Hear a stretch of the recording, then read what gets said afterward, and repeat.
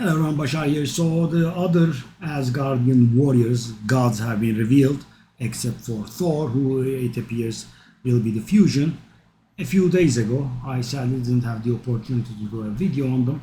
So let's start with Freyja. So Freyja's A1 does a 40% AoE provoke, which is not bad, and when she puts up a shield and that shield is broken by damage, she counterattacks with skill.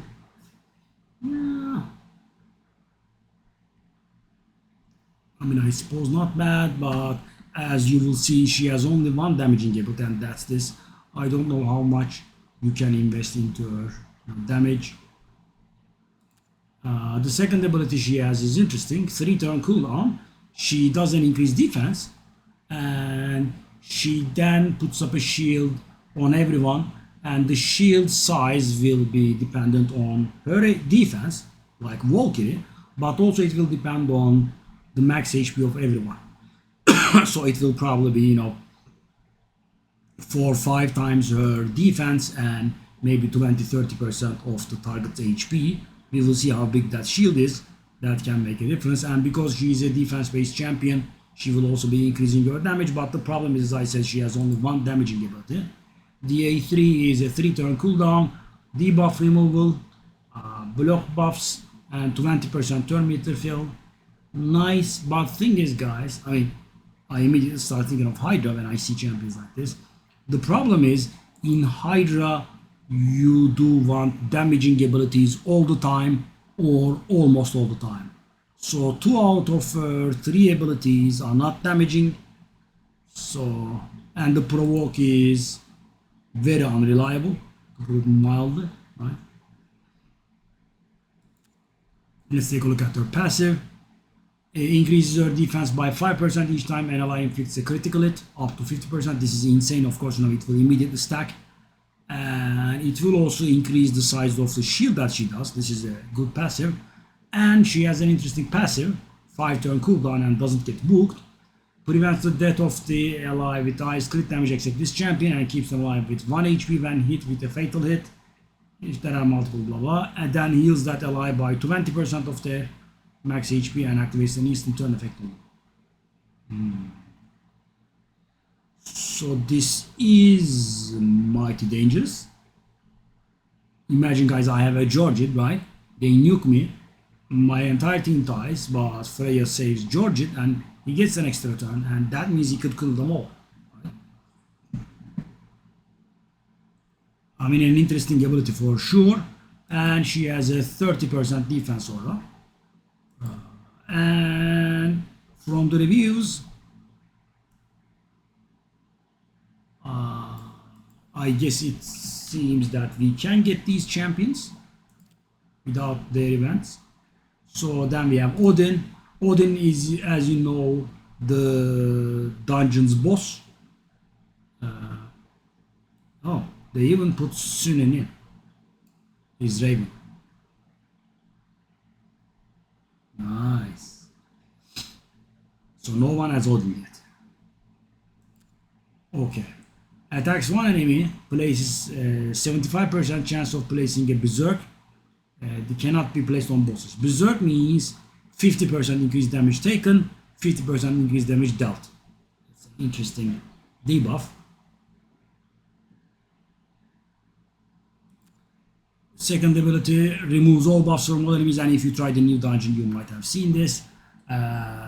Removes all buffs, places decreased defense, and places stun.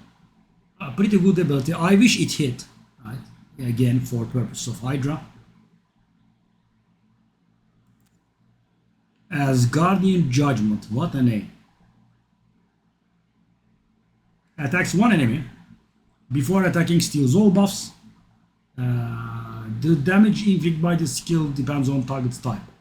Attack will inflict, so if he's hitting an attack-based champion, he's gonna deal damage based on the attack, right?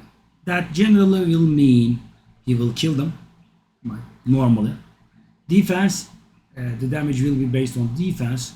Those have a chance to survive, I would say. HP support and bosses will inflict damage based on the target's max HP. Beautiful.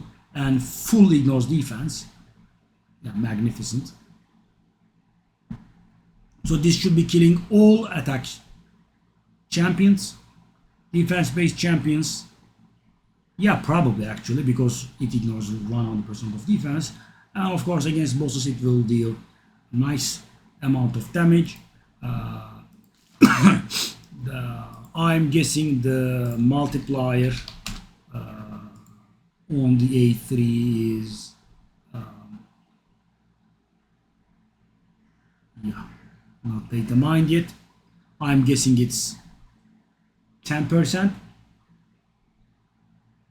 And if the target gets killed by the skill, he revives a random ally with 50% HP and 50% turn. Pretty nice ability. This is weird worded, guys. It will drive you mad in dungeon. It did drive me mad in the dungeon.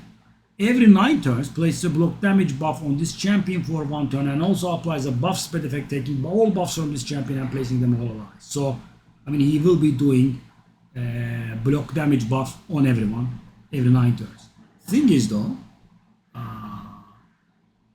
this does count your side and enemy side.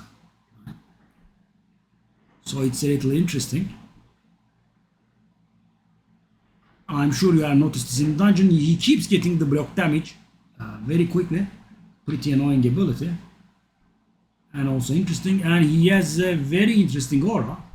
You know, up until now we had, you know, for a long time we had Lord Shazai with a 32% aura.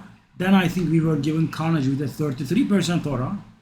And now we have Void Ally Speed 40%. Now, that's insane, of course. But the problem is, guys, this guy doesn't have any turn meter fill effects. So what are we gonna do, you know? Odin, Arbiter, Sifi, Georgit, that sort of stuff, or Leorius. So everyone has to be void for this to work. And you will basically be having your one champion that is useless other than bringing the aura, right? Because he doesn't look very PvP. Right? This ability is pretty nice, of course, but you know, there is a lot of polymorph going around, so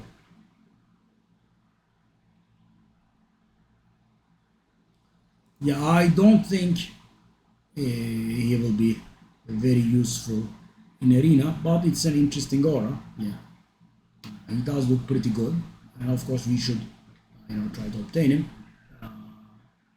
Well, nice champions. We will see how it goes, and also I will do another video for the dungeon. It does not seem very bad. Well, it is a little bit bad, but not very bad. And I will see you on stream, guys. Bye bye.